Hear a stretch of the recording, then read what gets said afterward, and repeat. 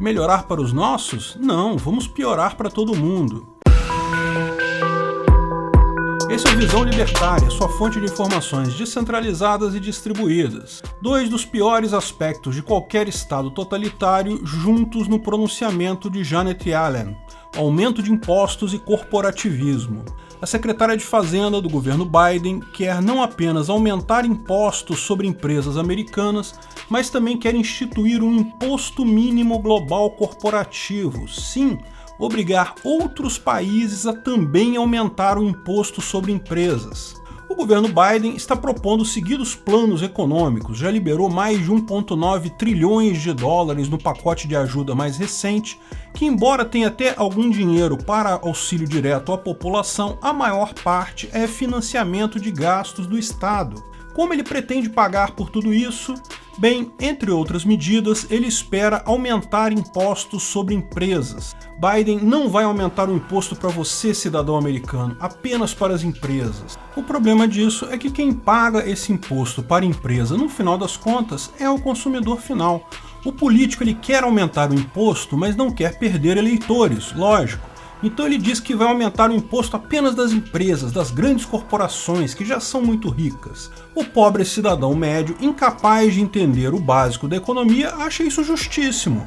Ah, não vou ser eu que vou pagar não, vão ser as grandes empresas.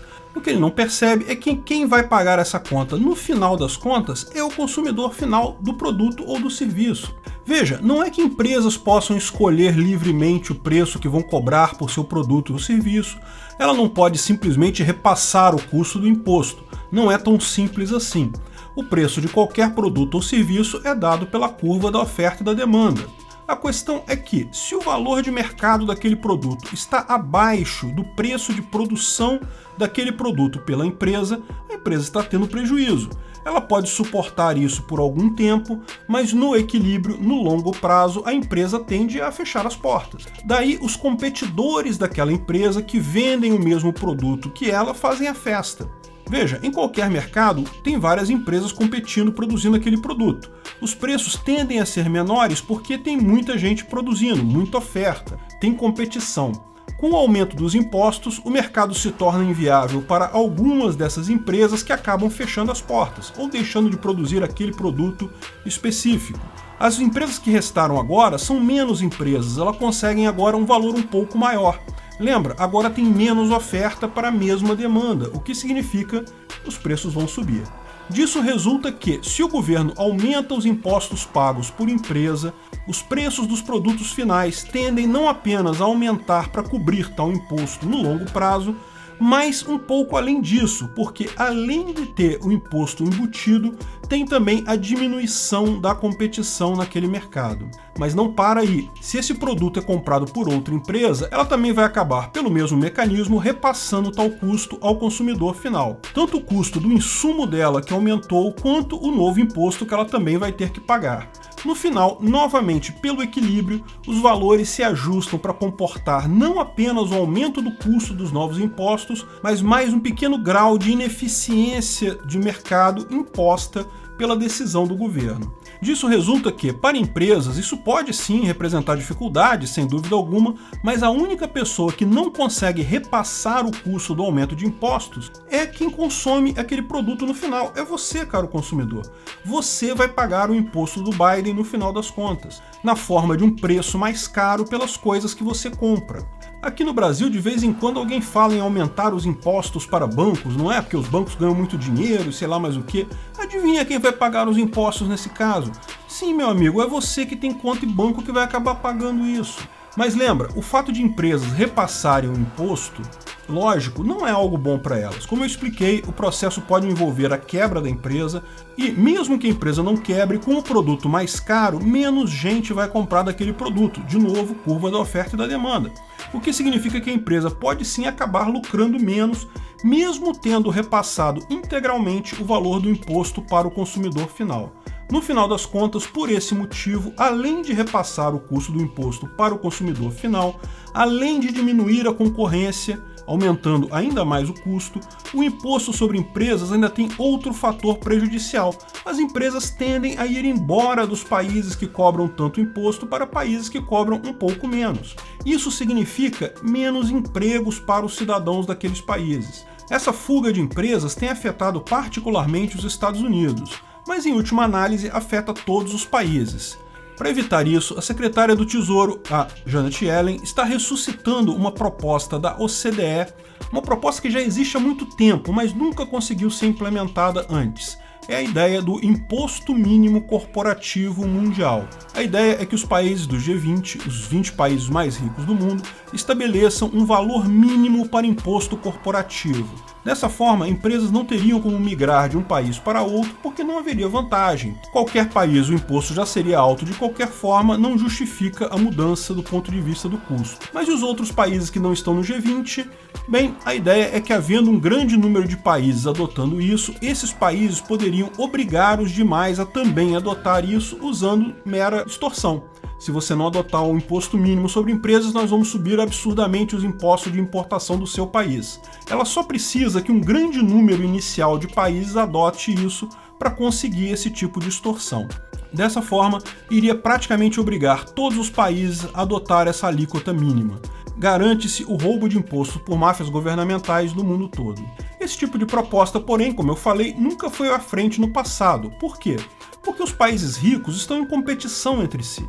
Para um país, mesmo sendo um país rico, baixar os impostos é interessante para atrair empresas. No final das contas, o incentivo é para não haver esse tipo de acordo, porque quanto mais países aumentarem os seus impostos, maior é o incentivo para um país específico baixar esses impostos. Ele teria ganhos enormes. Alguém acha que a China ou a Rússia toparia esse tipo de coisa? Por que eles fariam isso? Isso ajuda os Estados Unidos muito mais do que ajudaria a China ou a Rússia.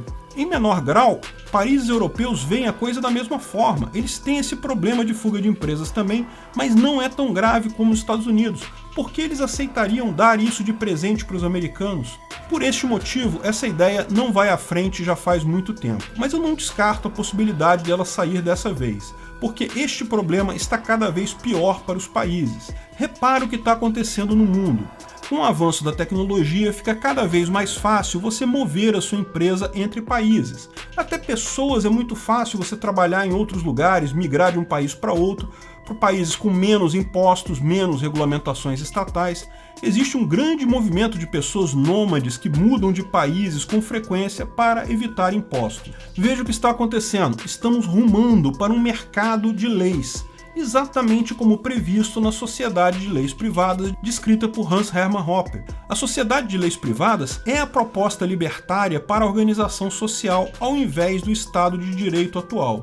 Ao invés de você votar em um candidato em uma eleição e esse candidato, se ganhar, poder mandar em todo mundo, o presidente e o Congresso podem criar leis e cobrar impostos de todos, aqueles que votaram neles e aqueles que não votaram neles. Ao invés disso, você teria vários governos no mesmo espaço geográfico. Você se associa ao governo que achar melhor, paga imposto para aquele governo, obedece às leis daquele governo. Se não gostar mais dele, muda de governo. Você não precisa mudar de lugar, não precisa se mover fisicamente para escolher a lei que você quer adotar. Isso é basicamente o que já estamos vivendo, apenas retirando a necessidade de mudar fisicamente de lugar. À medida que a tecnologia vai evoluindo mais e mais, à medida que mais gente adota trabalho remoto, compras pela internet, etc., no final das contas, o local em que você está é praticamente irrelevante para o ordenamento jurídico que você precisa se submeter, porque o motivo de termos leis uniformes em um espaço geográfico definido é justamente para minimizar o problema de conflito de leis. Se o governo A tem a lei X e o governo B tem a lei Y, que é contrária à lei X, isso gera um conflito de leis. Como resolver se a pessoa P está ligado ao governo A e a outra pessoa Q está ligada ao governo B? Veja, conflito de leis não é nada do outro mundo. Justiças do mundo todo já resolvem problemas com conflitos de lei o tempo todo. Mas certamente é mais simples ter uma lei só numa região espacial, porque naquela região espacial é onde a maior parte das pessoas interagem. Porém, com a facilidade de comércio e transporte, isso já acabou. Você trabalha para um empregador europeu, você compra um computador chinês, você compra roupas indianas no eBay, você já tem conflito de leis de qualquer forma, qualquer problema que surja nessas relações já vai ter conflito de leis. No final das contas, a sociedade de leis privadas vai se impor à sociedade de uma forma ou de outra. E os governantes do mundo todo já perceberam isso. Os governos, lógico, não querem perder a boquinha deles de ganhar dinheiro fácil, explorando a população com impostos. Cada vez mais vemos o interesse deles em uma espécie de governo global, porque essa é a alternativa que eles veem. Eles já perceberam o problema. A questão é que eles querem ir para essa alternativa. Ao invés de você ter um livre mercado de leis em que você pode escolher o governo que você vai seguir, eles vão tentar impor um único governo global. De fato, com o avanço da tecnologia, só esses dois cenários são possíveis no futuro. Ou uma sociedade de leis privadas totalmente libertária, ou um grande governo mundial ditatorial, um grande comunistão mundial. O problema é que grandes estruturas hierárquicas são menos eficientes economicamente. Veja o vídeo Por que o governo vai desaparecer com informações sobre isso. Fatalmente caminhamos para o Ancapistão e o desespero dos líderes governamentais. Tentativas patéticas de criar leis mundiais só mostram o quanto isso é inevitável. Obrigado por sua audiência. Esse artigo foi sugerido por Hannah Hussack, escrito e narrado por Peter Turguniev.